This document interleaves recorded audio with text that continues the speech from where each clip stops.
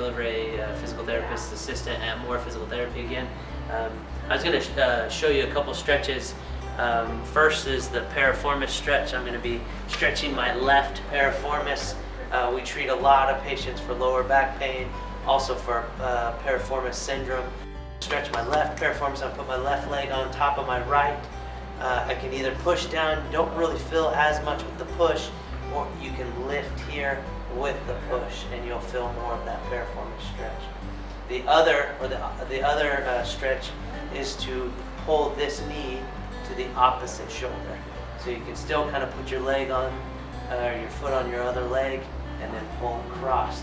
So my left leg goes to right shoulder, and I can feel that all through my piriformis.